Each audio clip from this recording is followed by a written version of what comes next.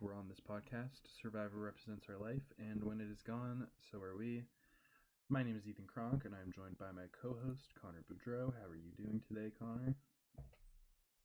Doing quite well. It was a bit of a long day, but excited that we get to kind of close things off here with a bit of a riveting discussion on the newest episode of Survivor. Yes, and tragically, the first person that we'll be talking about this episode is Christian Hibiki, the boot from this most recent episode. All thanks to Jimmy Fallon. Christian did nothing wrong. What do you make of this Jimmy Fallon twist? I mean, there's two things to really focus on, I think, with this twist. First, I'm going to get to the more obvious one, the risk reward of the advantage versus the disadvantage. I don't think there's an argument to be made that isn't one of the worst Survivors ever offered. The reward, shittier extra vote. The risk, the most publicly humiliating way a player could ever involvingly vote themselves out. And it's not a death sentence, sure, but it's a vote cast against oneself, removing your own vote. So it's a lost vote and a vote against yourself, all in one. In front of everyone, publicly, Yeah. no questions asked. So Yeah, there's that also part, just I, the added incentive for everyone else to also vote for you at that point. yeah.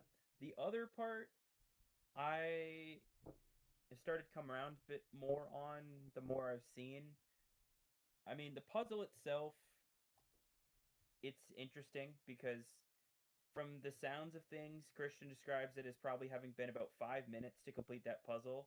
And he himself thinks that he should have completed that puzzle, like, resoundingly easier than it looked. And went so far as to say he thought it was a fair puzzle. Now, I don't know how fair it was.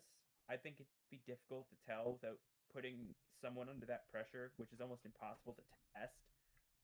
But at the end of the day, Christian is one of the better puzzle solvers Survivor's had in a long time, and still does manage to fail it. Makes me wonder how, I guess, even keeled someone would have to be, and how good at puzzles they'd have to be to solve it.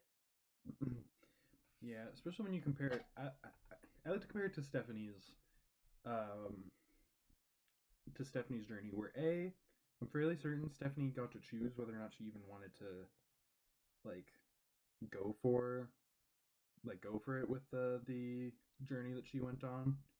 I could be wrong about that. You can correct me on that if you know for sure, one way or another. But regardless, she was tasked with something that anyone with simply the willpower to get through holding her arm up for an hour should be able to do it. Like, very few people would be genuinely incapable of holding their arm up for an hour to the point where their arm would give out. It would really just come down to willpower. And I'll say a challenge that relies entirely on willpower is always going to be more fair than something like a timed puzzle where the player isn't given a reasonable amount of time to solve the puzzle, which we can speculate on how reasonable the time limit was on Christian's puzzle, but at the end of the day, I do think simply hold your arm up for an hour. Do you have the willpower to do that? Is inherently a more fair challenge to give someone with their vote potentially on the line. Then you consider the risk versus reward of Stephanie's journey, where if she loses, all that happens is that she loses her vote, which objectively, Christian's situation was so much worse than just losing his vote. And then you look at the reward that she gets for actually completing it. If I'm again, correct me if I'm wrong, I believe it was a steal a vote, Yes, it is. which is just like a million times better than this one in the urn bullshit, which, as Stephen Fishback pointed out, I believe, might actually be detrimental in a way. Like having to place a vote in the urn without having prior knowledge. There are situations where that could genuinely impact your game in an outright negative way. say you put somebody. Let's say Davy was faced with that decision in um, David versus Goliath when he was under the impression that Nick was that Nick had two idols, um, and then he spent like most of the episode gunning for Nick under that false impression until Nick told him that one of his two idols was actually fake, and he decided he didn't want to target Nick anymore. Now imagine if he had been faced with a decision to place a vote in the urn at a random journey immediately after the immunity challenge. He probably would have placed a vote in the urn for Nick, and that probably would have bit him in the ass to some extent. So there are definitely situations where even the reward for completing that puzzle could have negatively impacted somebody's game more than it positively impacted their game, regardless of like how well or whatever they played it off. So there are just so many reasons why this journey was so poorly conceived, from the disproportionately useless reward to the disproportionately devastating punishment for failing to solve the puzzle to a puzzle that like arguably had to at least have been on the more challenging side as far as journeys have been. I mean, look at Cerie's, journey task where she had to flip over 2,000 coconuts. Again, that's something that anyone could do given the time that Cerie was given, and assuming that they were simply willing to do it. So for those reasons, I just think this is one of the most ill-conceived, purely stupid journeys that has ever happened on Survivor. Not to mention, the decision as to who actually goes on the journey is entirely made by the person who won immunity. So sure, Christian did volunteer, but just simply looking at the game design of the twist as a whole, if no one had volunteered, someone would have been forced to go on that journey against their will by another player. And for such an inherently lopsided journey against the player attending it, I think that just compounds onto the poor game design elements. And I don't know. I have a few words for Jimmy Fallon. I'm not too happy with him today. So did Christian.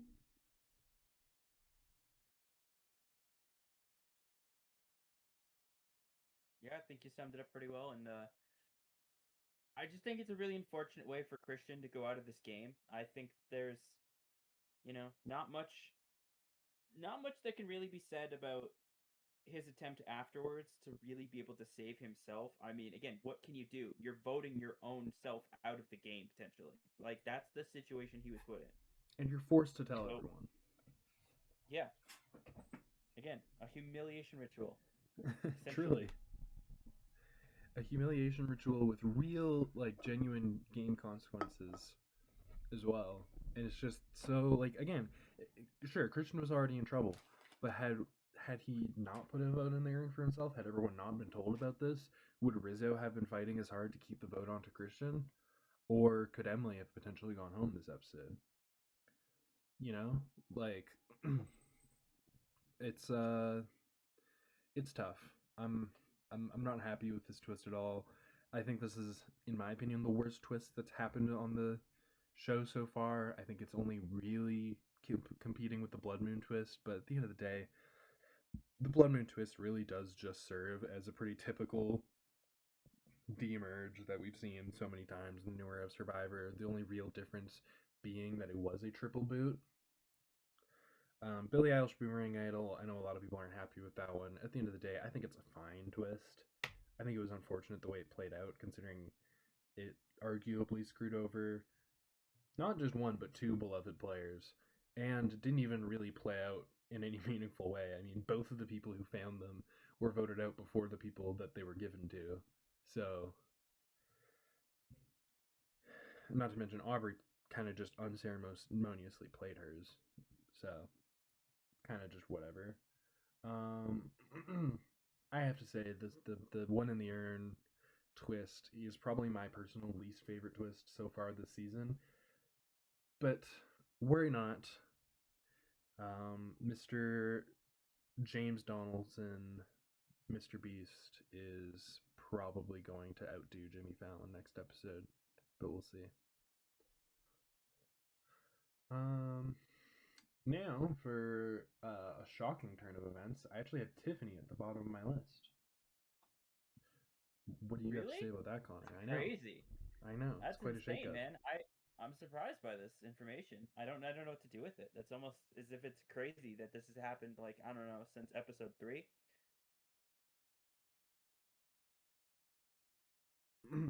Well, I mean, what can I say? This was just a uniquely bad episode for Tiffany. And it actually was, to be honest, which is really funny to say, considering she has been at the bottom of my list since episode 3. For her to get such a uniquely terrible episode in episode 9, I mean, she's had 3, like, not amazing necessarily, but solid episodes, at least in terms of confessional content. But now she's just kind of back down to one confessional in this episode. That one confessional being entirely about wanting to make a move against Emily, a move which ultimately fails miserably. So yikes. Like, there's not much else to say about Tiffany. She got one confessional, and it was not a good one. And she was already at the bottom of my list, so why would she ever move? But maybe you have a rebuttal, Connor. Maybe you have an argument to make for Tiffany. I'm gonna be honest. I don't. This episode, it sucked. If you were a Tiffany fan, this was a gut punch among like 20 more. We're kicking you while you're down at this point. Like it's genuinely been finally on the ups for Tiffany, and then this episode shot right back down. Terrible episode. Be all end all. Tiffany's last, right? But I mean, wow, this was just brutal. Only content was talking about getting rid of Emily. She's playing too hard. Emily wasn't even the backup plan this vote. Emily wasn't even like the second option. Emily wasn't gonna get enough traction to even be going Here. home in any given situation. I mean, I'll say I somewhat disagree with that. I do think Emily was a bit of a backup plan to where, like, they split their votes between Christian and Devins, essentially. I do think there's a world where if Rizzo isn't as dead set on voting out Christian, that potentially they split the votes between Emily and Devins, and maybe Emily goes home. I do think, like, Tiffany sort of got the ball rolling there. But at the end of the day, it really didn't go anywhere. Like, it didn't happen, obviously. And it was really between Christian and Rick Devins here. Moving on to somebody who I also don't feel like had a great episode, we have Joe. I guess the one thing Joe can hang his hat on is, if I'm not mistaken, he did win immunity. So, yes, he did. good for him. But outside of that, he got one confessional. I couldn't tell you what it was about. It was about trying to vote out Rick. Yeah, he was just like, "Oh, I don't like Rick. Rick's not my friend. We have not gotten along. I want him out." And then he voted for Christian anyways. So like, and so did Tiffany. I don't know. Man. So we're gonna have to get some sort of confessional next episode at the beginning, explaining why they ultimately didn't go forward with their respective plans, for them to even hold on to a semblance of an edit. But at the end of the day, it really doesn't even matter. They're pretty firmly the bottom two on my list at this point.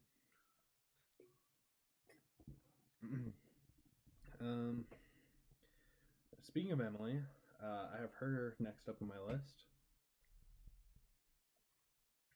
I mean, she's targeted this episode, which could be a good thing, could be a bad thing. I don't really think it was. She's kind of just targeted because she starts shit. not because she's particularly a threat. So I would go so far as to say it's not a good thing for her edit at this point, and her edit has just all around been kind of all over the place. Um, she's been portrayed mainly as just a very messy player, and there have been situations where she has gotten her way, or where she's been portrayed as the more level-headed, reasonable person. Like between her and Coach, when they're sort of feuding, we do get the impression that Emily is maybe a little bit more level-headed than Coach, but it's also not a very high bar to cross at the end of the day. So really, I just don't think that Emily has much to hang her hat on edit wise. Um, yeah, I don't know. Do you have anything for Emily this episode, Connie? I mean, unfortunately, she also falls victim to something that Christian falls victim to, and that's trying to go against Ozzy and Suri while they're in tandem. Uh, again, people not noticing this, and we'll get into it more later, but Emily tries to kind of go to bat for Christian. She mentions it, and that's entirely why she gets targeted in the first place, because she doesn't see this line that's kind of hidden of this super key alliance that might define the entire season and that has played a role in so many different pivotal decisions. So Emily just making a bad call that she doesn't know is bad, that she has just not realized isn't a good call, and just trying to defend her ally at the end of the day. It's not the end of the world. It's the right, attempt. It just isn't a good way of attempting it, and the result shows terribly by the fact that A, she gets her name thrown in the hat to begin with, and B, her ally goes home anyways.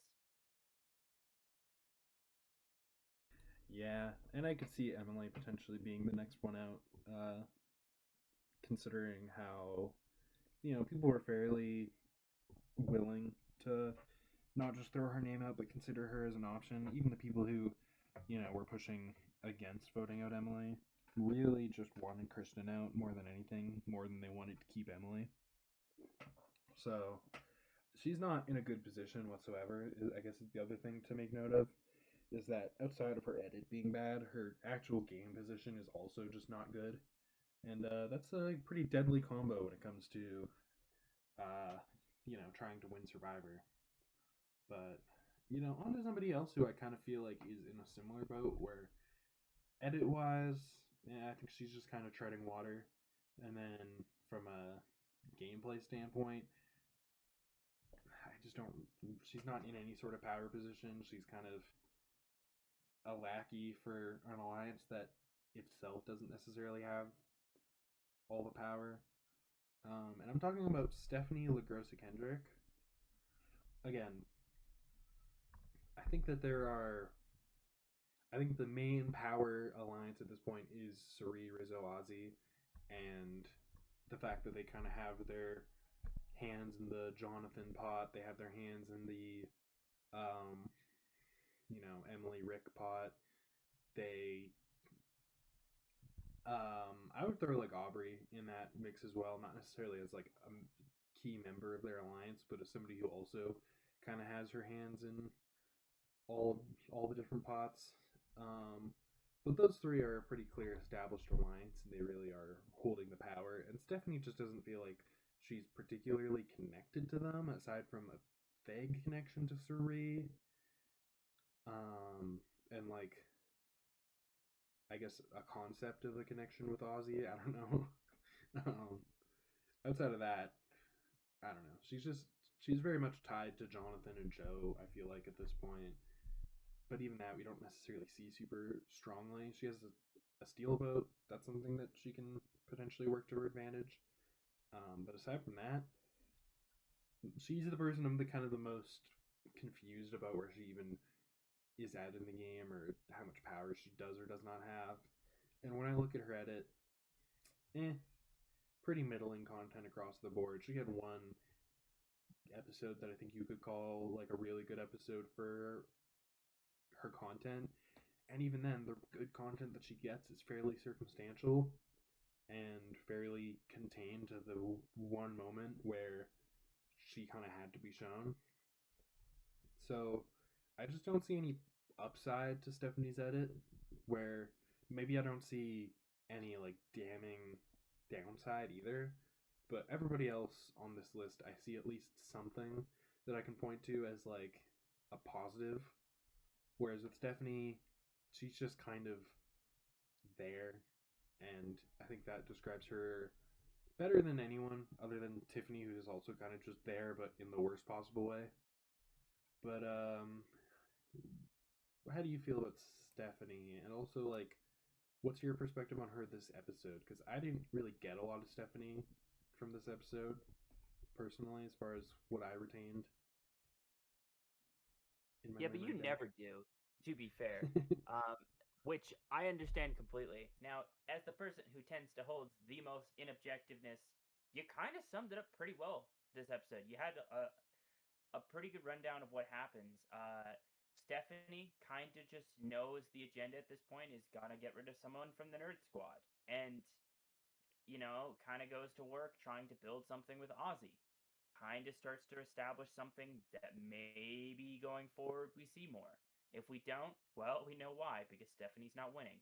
Um, you know, but if the ball really starts rolling on the Stephanie train, that'll be the moment right there I think you can kind of look back at. And again, I think it'd be, again, on the surprising end, but this is something to definitely start to look at for what the direction of her edit is. And I think it's that she is, as you mentioned, in the numbers of some people that are not in charge necessarily, but, a kind of important figure of a kind of important alliance on the grand scheme of the season. Because, the old fashioned, honor and integrity alliance, the last couple people left are kind of hanging on threads, it feels like. And Stephanie definitely is the middle of those players, and I think has the best chance to like connect to Suri and Ozzy, and thus by connection Rizzo. So weirdly, I think Stephanie's position's a little bit better than what you think, but I'm not gonna say it's enough that it should really move Stephanie up or down a ton. And Just again, it's also very circumstantial when she's gotten good content. Even in this episode, it wasn't like, clear as day that Stephanie was like the key piece behind a movement for the vote. So it really doesn't look that great for Stephanie that it's kind of what she wanted here. yeah, she also does technically have a pre-existing connection with Rizzo with the like Colby, Genevieve, sort of Yeah, but alliance. when were we But shown this? When were we actually shown this? yeah, it's a tangential connection. They were in the same alliance during the pre-merge. That alliance at this point doesn't hold too much relevance to the season. But it did exist at one point, and they were together in it. Now, were we ever really shown any sort of one-on-one connection between the two? Not that I remember. Um, but that is Not like at all. a very like wisp of a connection, kind of similar with like Suri, where we actually do see a bit of a one-on-one with her and Suri. Whether it translates explicitly to an alliance, not really. More of just like a connection. Same with Ozzy. And I feel like that's kind of where Stephanie is with pretty much everyone, aside from Joe and Jonathan, where I would say she has like a fairly established alliance. And that's probably the least powerful alliance at this point in the game. Um, I don't know. I mean, really, Emily and Rick are kind of competing for that spot at this point. Now that Aubrey has sort of left them, Tiffany has definitely left them, and they've now lost Christian. So who's to say? At the end of the day, though, not looking great for Stephanie.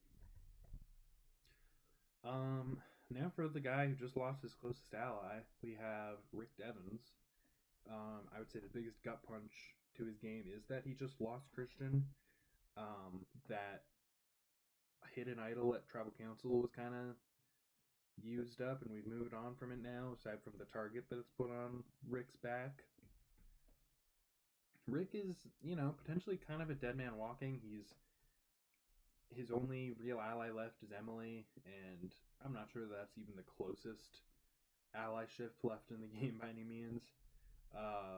He can sort of pitch himself, I think, as a free agent and try to make something work. But again, he's already got a target on his back, so that's already going to be a hard sell. From a game position standpoint, I think Rick could be put lower on this list. But from an edit standpoint, he's just been so much more consistent.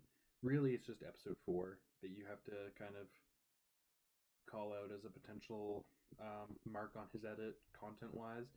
Aside from that, he's had a fairly consistent stream of content, around 4 or 5 confessionals, give or take, every episode. Very little like real negative content outside of maybe his argument with Joe. You could skew as negative content for him as well as Joe, but definitely more so negative for Joe. And then his fake idol play, putting a target on his back, isn't necessarily great content considering it wasn't even a real move. But at the end of the day, he's got a lot of positive content as well.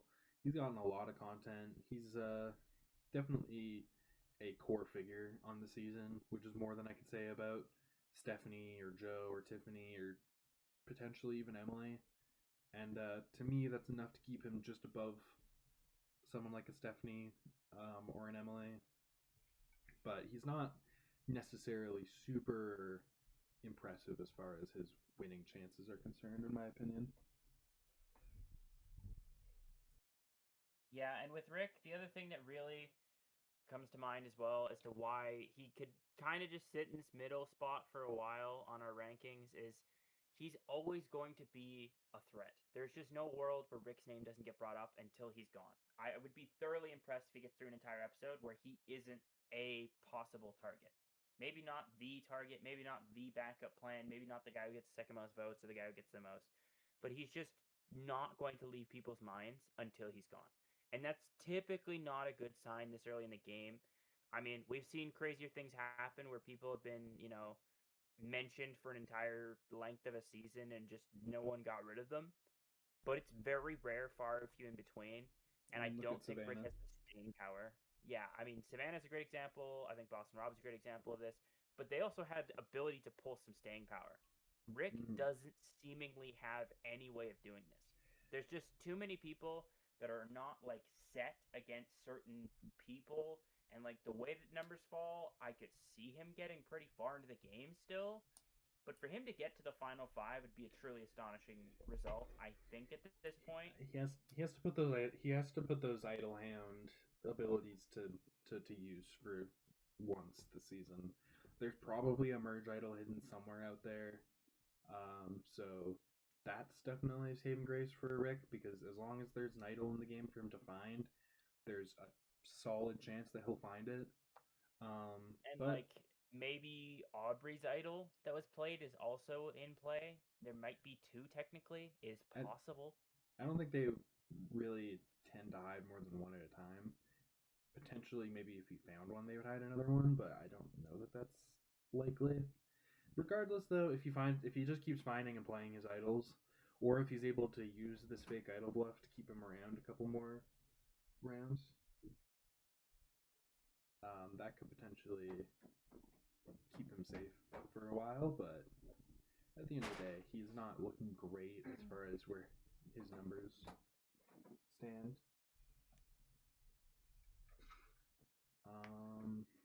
But moving on and talking about Jonathan Young. Jonathan has dropped quite significantly on my rankings after some consideration. I do think like he was sort of portrayed as the, big dog of his alliance, the man in charge, the guy who came out here to play a more strategic game than he did last time, and is seemingly doing that to an extent. One thing that I really had to kind of knock him for, though, is just the consistent lack of mention of Suri, given right at the beginning of the tribe swap, he told Dee that Suri was somebody who you can't let get far in the game. You have to target her when she's an available option. Not only does he not end up targeting Suri at the swap, where he ultimately targets Rizzo instead, um, he also has not targeted her since the merge. Not even really. He hasn't even really brought her up as a potential option. So just seems like a pretty massive inconsistency. And when I combine that with his overall lack of likability in the edit, and the fact that he is sort of losing steam as far as his power position on the merge tribe is concerned, he's just definitely slipping. His edit is only getting worse and worse as time goes on, I feel like. And aside from the fact that like this episode, I think he was in a decent position. He kind of started a connection with Aubrey, or rather, she sort of started a connection with him. And I do think he was more on the Christian train than anything else. So he got, basically what he wanted out of the vote. It's not necessarily a terrible episode for Jonathan, just a recalibration of his position on the list, given some things that I kind of started to notice as I thought about his edit as a whole and sort of zoomed out a little bit. But what do you think about Jonathan this episode, Connor?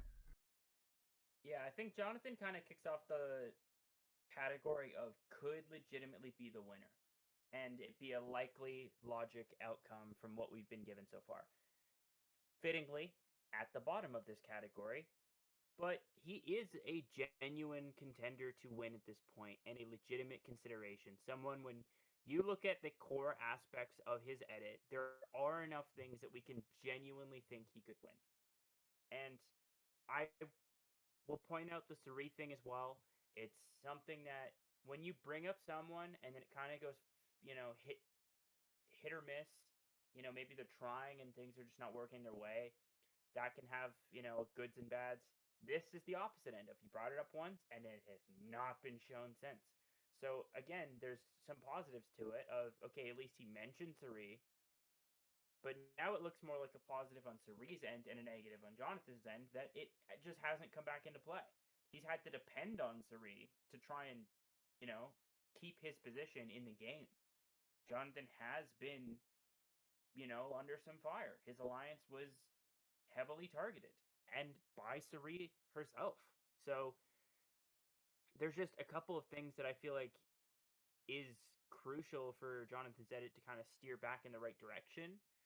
And I really think that means he needs to take some power here soon and, really pony up, make some decisions, and maybe even work with some people that he's been going after the last couple rounds.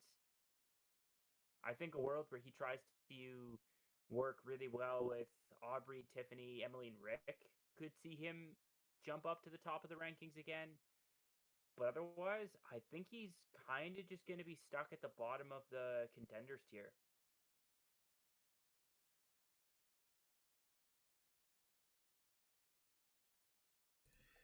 Yeah, that's a pretty likely outcome for Jonathan.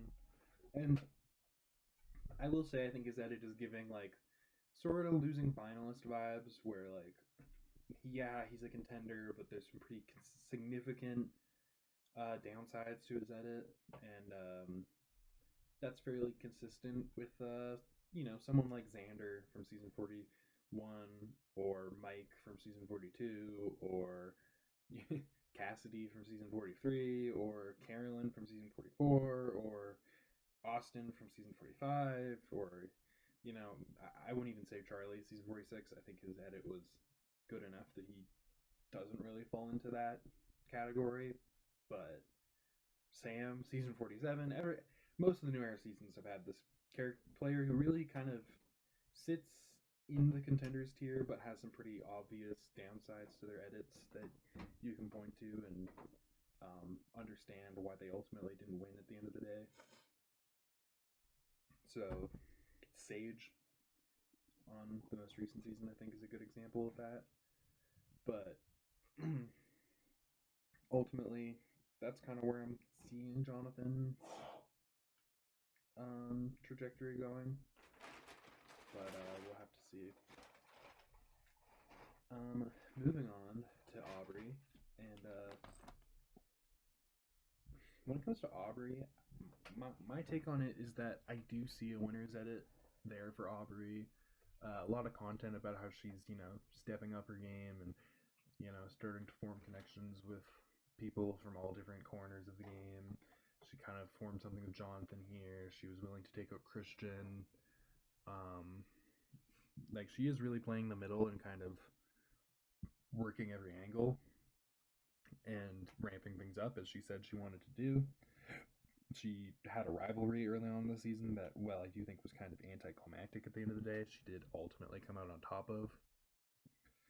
I just think that if this is what we're getting, if Aubrey it does end up being the winner, that, well, this is an understandable winner's edit to where I obviously have her as a contender. It's kind of a terrible one at the same time, kind of a very unsatisfying one. So she's she's kind of the person that's contenders tier. I mean, her and Jonathan both. Where if either of them were to win, I would be somewhat disappointed. Because I just feel like, well, their winners edits are there. They're not good. They're not satisfying. They don't make me want to root for these people to win. And that's kind of what's keeping Aubrey also in the bottom sort of tier of like sub tier of this contenders tier. But at the end of the day, I am able to point to various different aspects of Aubrey's edit and understand how they could potentially lead to an Aubrey win. I just don't think they come together as a satisfying edit, so I can't put her too close to the top of my list. But this was not a terrible edit for her. Again, she forms a connection with Jonathan and the kind of that group, and ultimately ends up going with the majority to vote for Christian. So she's clearly, in a decent spot. And yeah, this was an all right episode for Aubrey at the end of the day. But what do you think about Aubrey, Connor? I think she's a curse on whoever she's working with. That like a couple episodes later, after it's like really hammered into our heads that like she's working with someone, they go home. It just seems to be a thing at this point. I mean, let's look at what's happened recently. All right, really showing at the merge, kind of locking things in with Christian. Oh, now he's gone. Okay, now let's go back. Right before the swap happened, she was shown connecting with Coach. Right before Christian, who goes? Coach. I think she's a curse. I think Rick's next. I think Jonathan's right after. There's just like a list of people now that are just gonna all go in order because of how Aubrey was shown with them, except for Tiffany. Tiffany has not been eliminated because, well, yeah, Tiffany's been yeah. kicking. Barely. But, she's on life support, but she's still here. but yeah, no. I think the edit is fine for her this episode. There's not a ton that you can really point out and go, oh, that was a bad episode, and it just kind of there's not enough good that I'm like, this really bumps her up a ton.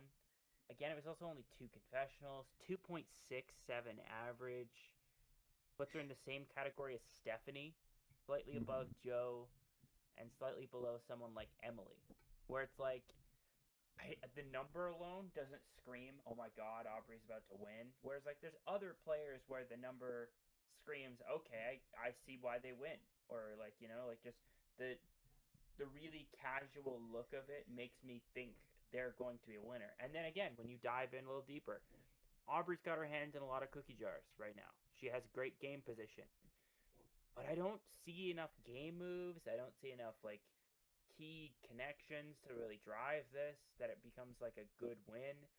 She does kind of lacklusterly play her idol, and then what really comes of it, other than like I guess Rizzo says, "All right, that made sense now. That was cool." Like that's the only real follow up we got to that.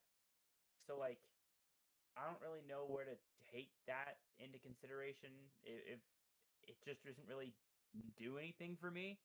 That Aubrey kind of just is making certain decisions that kind of just don't really help, I guess. And then otherwise, yeah, it's been fairly good, but not enough that it really propels her into the conversation of the elites at this point. No. And when we look at any sort of edit that Aubrey has gotten when she's lost, like I think some of her losing edits are probably better than this season. So like if this is a winning edit, then like that doesn't really make sense. And I don't know that's really something I can say about too many of these other players. Like I don't think Rizzo's edit is substantially worse than it was last season. I don't think Cerie's edit is substantially worse than it ever has been. Uh, Aussie maybe a little bit worse than like Cook Islands, but overall, I think you could have a conversation there. Jonathan's is, I think, a lot better than season 42. So, looking at all the other players in this top five, I feel like most of them are getting better edits than they've tended to have gotten.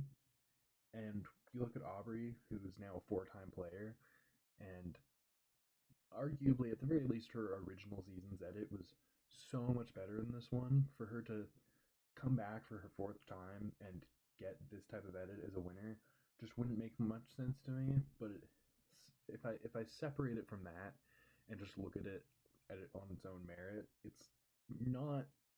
It's a potential winner's edit for sure. A likely one,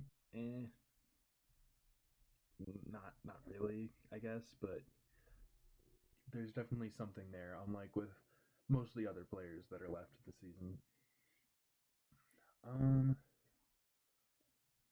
Moving on and talking about Aussie, I'll say like I really do think that they're setting up a Wizard of Oz win of some sort. They are my top three on this rankings, but at the end of the day, Aussie doesn't feel like the most likely contender from those three. I think he just has too many inconsistencies in his edit, and the unfortunate fact that he just can't seem to play the game without Cerie's guidance, which has been highlighted in the edit, doesn't feel like a positive thing for his winning edit. Again, I think he's had losing edits that have been, you know, worse than his edit this season. So if this is a winning edit, that would make some amount of sense to me.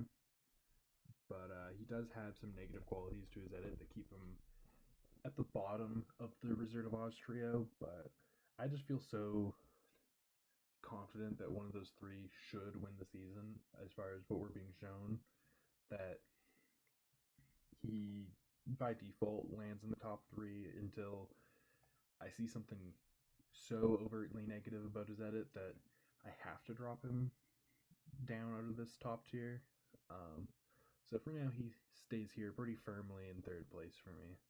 But what do you think about Aussie? At this point, I think with Aussie, as you mentioned, there is this seemingly required mention of anytime something strategic comes up, we have to go run it by our babysitter. And, it's almost as if like he's like a kid in a candy shop and the budget isn't in his hands, it's like in his older siblings' hands. It's it's like he knows that he wants to do this thing, but he's not sure if he's allowed to do it. But he still knows he's allowed to do it. He just kind of wants that reassurance that he can. It's just overwhelmingly describing a player that I feel like just comes short in my mind. Like I just don't see quite how this works out unless it's essentially like he wins by fault of Cerie gets voted out and the others are just like clearly losers. And I think that's kind of just the thing that we'd also be requiring for an Aussie win at this point is both Cerie and Rizzo would have to go. Probably Aubrey, even potentially Jonathan and I think Rick both having to go, or at least one of Rick and Jonathan, I feel like probably also have to go. So it's like Oh, there's a specific way we could see Aussie win, and it just requires like again a lot of the key players leaving. Like again, I think Sari has to. I think Rizzo would have to, and I think Aubrey would have to before I'd feel comfortable saying Aussie is the only contender left, and he's just going to win. I think if Suri were to go in the relatively near future, and we were to see, Ozzy kind of have to play the game without Suri, and then actually ultimately prove himself to be capable of doing that, that could be a um, sort of winning Yeah, narrative for him. But sure, but that's still asking a lot at this point, right? yeah, because Because Sari going soon. I mean, she's not been shown to be in really any threat of danger, and also Ozzy having to play the game on his own when he's been shown twice in a row, not sure who to go for, and then all of a sudden making the wrong choice until Sari says, "Here, I'll help you."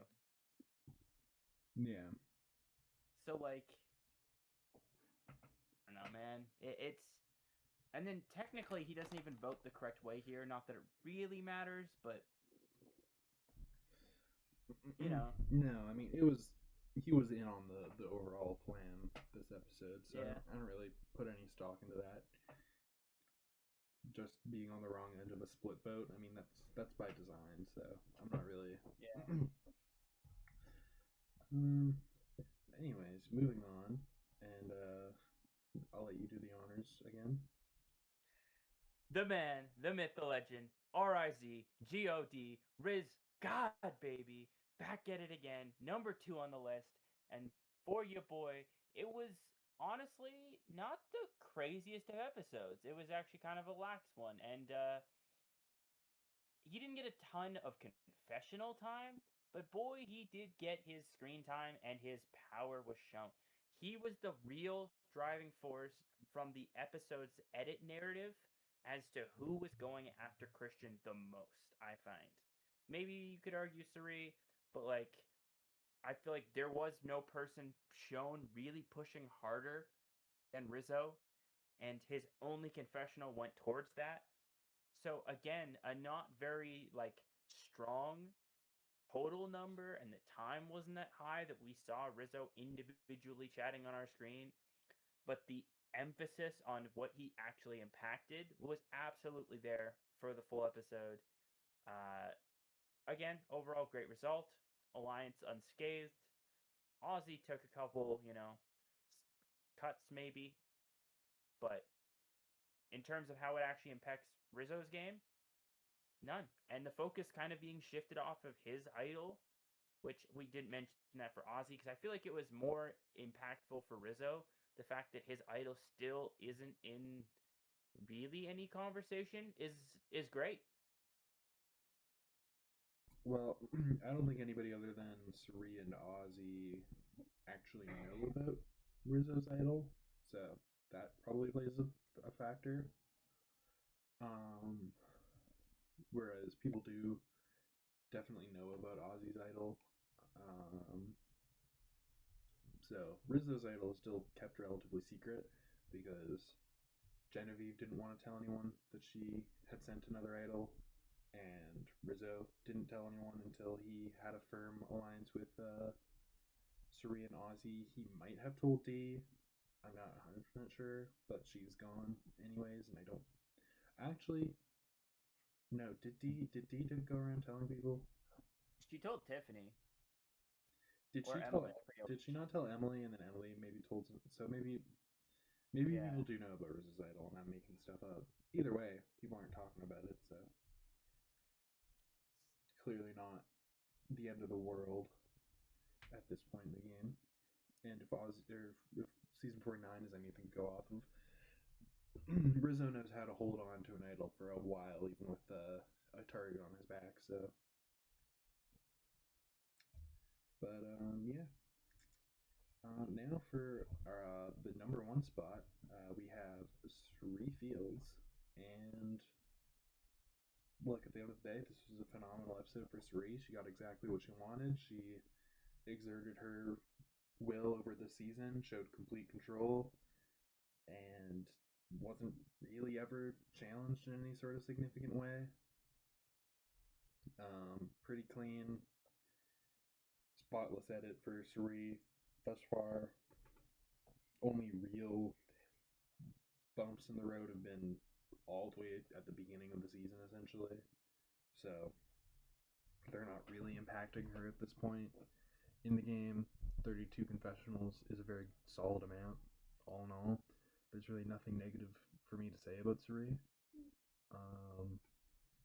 But what do you think about Suri, Connor?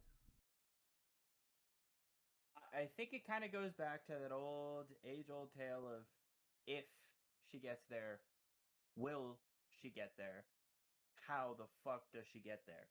You know, all of these grand questions that you can ask about every single Cerise season when you start, following her original season. If she can get to the end, she'll win. How does she get to the end so she can win? Who the fuck lets it happen, right? And it's entirely the conversation I think needs to be had right now. How the fuck does Cerie Field still in the game? How are people not throwing her name out every chance they get and going, she's gonna win if we just kind of let her stay around? But they absolutely are. It's insane. I hate to be the person to bring it up, but anytime Cerie's been able to stay to the end of a game, she's killed it, right? Spoiler alert for those of you that haven't seen season 1 of The Traitors. She's there the entire time because she dominates everything, and nobody seems to step up and change that. She wins very dominantly, arguably the best Traitors game ever. Let's translate back to Survivor here. When Cerie gets the chance to dominate and run through the game, the list of things that have stopped her are an advantage, surprise final 2, and like 20 advantages, all being played in unison as a big old fuck you to Cerie, Like, that's the list of things that has genuinely beat Cerie, not people being strategic enough to make the chance to target her, or, gathering the numbers with the power of friendship and social gameplay. Just pure bad luck. Just one good idle play, a billion advantages in what is one of the most memorable tribal councils in the history of the American version of the show. And then just a surprise final 2 in which Cerie was always doomed because she was never going to win the challenge. So, Cerie is only beaten by things that she can't control for the most part.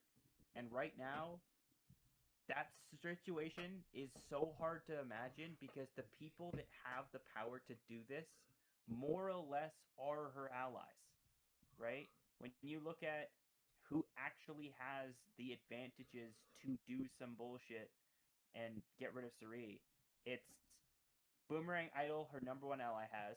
Boomerang Idol, her number 2 ally has. For once, she has an advantage herself in form of an extra vote.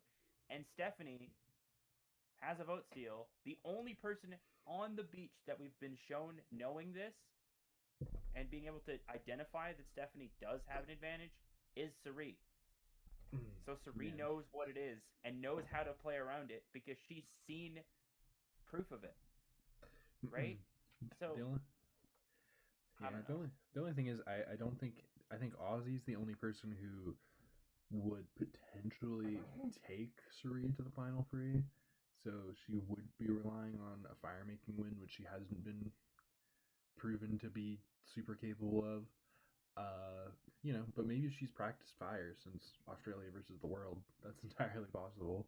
And maybe she's capable enough that she could beat, someone like a Rizzo in fire making. I don't think it would be impossible considering he lost to Savannah last season, and Savannah herself was not meant to be a particularly great fire making opponent. So there's an outside chance that Cerie wins fire making, and I think that's probably how she wins the season.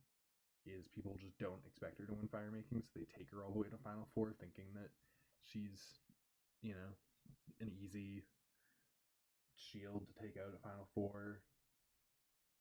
But that's kind of the only situation where I see her getting to the end, and yet I have her number one on my list. So clearly, that specific situation feels very likely given the edit so far. Um, maybe Jonathan loses because he doesn't take his own advice and take out Suri when he can, and he thinks, oh, I'll just take her out at Final Four. Maybe he wins Final Immunity, puts Suri and Rizzo into fire making, and Suri wins. I don't know. Maybe Ozzy's there Again, too. I think a world where Suri gets to pass the torch of the second ever and the first American ever multi-time fire loser to Rizzo would be pretty amazing. And it just feels like, her and Rizzo are in lockstep. Rizzo is this guy who I think is very clearly an easy beat in fire making. So that's kind of, I think, where Suri's game is headed if she ends up winning. But I guess we'll see. And then Jonathan just feels like the perfect person to lose to Suri in Final Three after saying that she should be taken out or that she needs to be targeted whenever the opportunity presents itself, and then he never takes the opportunity to actually target her. Perfect. He can lose to her in Final Three. And again, this feels his edit already feels very much like a potential losing finalist edit. So I don't know necessarily who the third person would be there. Maybe it's Ozzy. Maybe it's If Tiff, Stephanie, Steph, yeah. Joe. It could really be anyone, actually. Uh, I mean, there's certain people I wouldn't expect it to be. Like Rizzo being third place right now. I mean, he in this situation. He's already losing power making, so Yeah. Um, Jonathan third place would be kind of weird in my mind, almost. no. But he's Like already he's done well. enough. I don't know about that.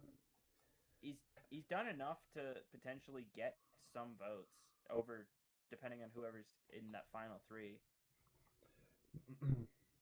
Well, we're already saying Suri, Jonathan, and I think it could be Ozzy, Aubrey, Rick, Stephanie, Emily, Joe, Tiffany. Rick would be the only one that would maybe kind of surprise me, but I don't know. At the end of the day, that's kind of where I feel like we're heading, but I could be wrong about that.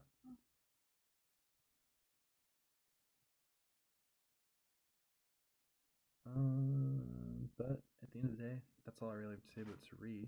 So we've kind of talked about everyone.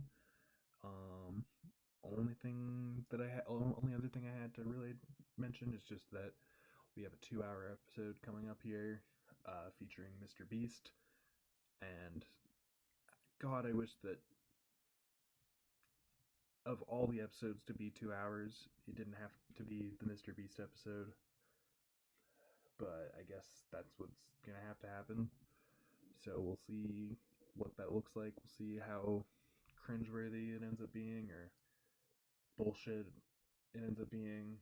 I'm just I'm not I'm not optimistic, but again, we won't know until the episode airs and we actually get the opportunity to watch it. So, anything you want to touch on before we wrap things up, Connor? Yeah, you forgot a player. Jeff Probst. What'd you make of Jeff Probst's episode? His edit, his run in the game. Well, he sucked in the challenge and didn't get a single confessional. So, what do you think?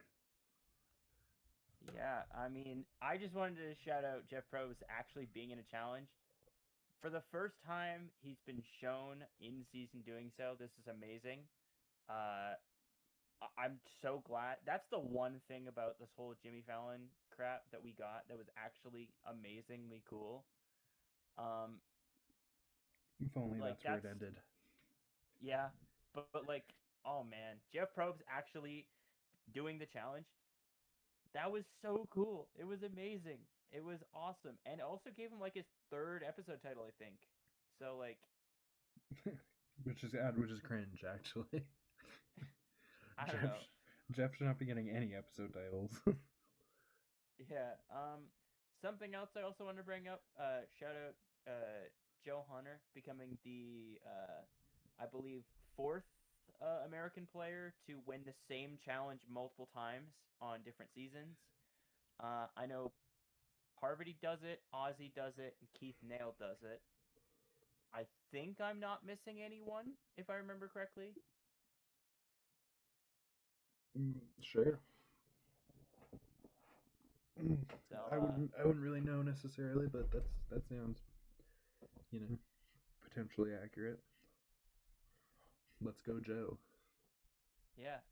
What do you think of his odds potentially of getting to 9 challenge wins and tying Boston Rob Ooh, for what 9 individual challenge wins for immunity? he needs 2 more or 3 more. I believe is 3 away all time. So he needs to also meet the single season record as well for that to happen. Or Let's play on double another season check. because he had Wins 4 immunity. on season 48. Let's see. He has won the last 2, so it puts him up to 6. So yeah, he's 3 away. So he would have to also be reaching the single season record as well as all time record. I'm not gonna What do you say make it's of super the odds? likely. I don't know. I don't see it. Sure, he's won 2 in a row. That's nice, but to win 5, it's just such an infrequent thing. I'd have to see him win at least 1 more before I'd even consider it too likely of an option, especially when he could be voted out any second now. He's not, unless he really does just go on a challenge run. I don't think he's in a great position in the game by any means. And challenge records do actually require staying in the game at the end of the day. So maybe it's obviously possible he's got a shot at it, but I'm not holding my breath.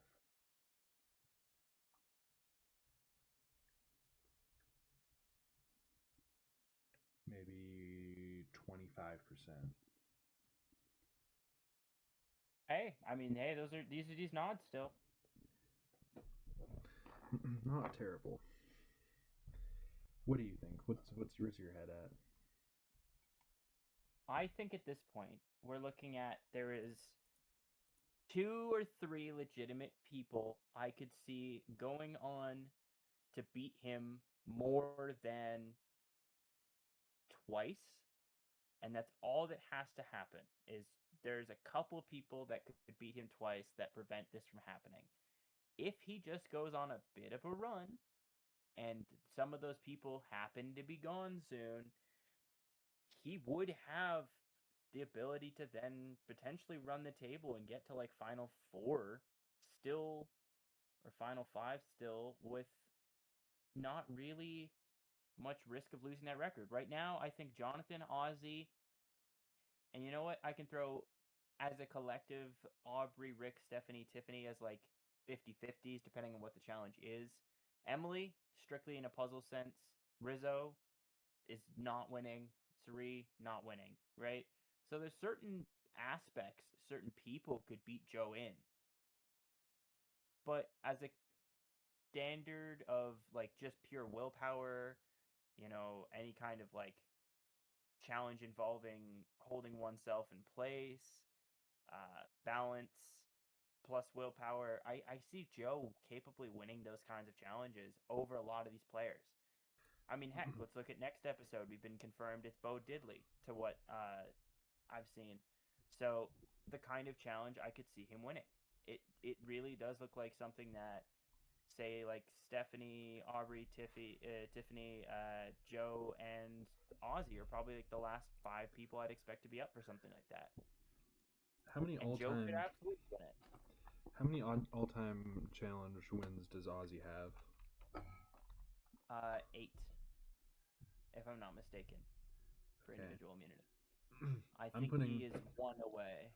Yeah, I'm betting on from Ozzy. tying. I'm betting on Ozzy tying the record before Joe does. Considering he's already won one this season. So he's already proven he can do it. He just needs to win one So more. And you think if anyone does it, you think it'll be Ozzy. How confident are you, mister? I'm fairly confident that it would be more likely to be Ozzy than Joe. How about this? I propose live on podcast 2-1 odds. I'll give you Okay. $10. All And right. Ozzy ties the record before Joe. If Joe gets it, you owe me 20. It's 2-1 odds, but you think there's only a 25% chance. So, would would you How take the about bet? counter offer? You give me 10. I give you 15. How about we meet in the middle, 17 and a half?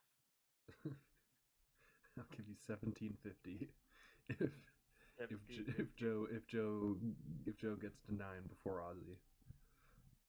Yep. All right, I'll take that bet. And if neither of All them right. if neither of them meet it, that'll be very anticlimactic. Yeah, that'll be the most disappointing world where like just Joe and Ozzy just fail to win any challenges at this point. I mean, yeah, I guess it could happen, but like, It's possible. nah, Well, we'll nah. see. We shall see. That being said, I think that's a good place to wrap things up. Um, I'm cautiously excited for next episode. Less excited than I have been, considering A, no more Christian, and B, Mr. Beast. But Mr. Beast, Mr. Beast. hey, it's a 2-hour episode, potentially double elimination. That could be exciting, or it could be awful. We'll see. With that being said, hope you guys enjoyed this episode of the podcast. Hope you guys enjoy the next episode of Survivor. But with that being said, the pod has spoken.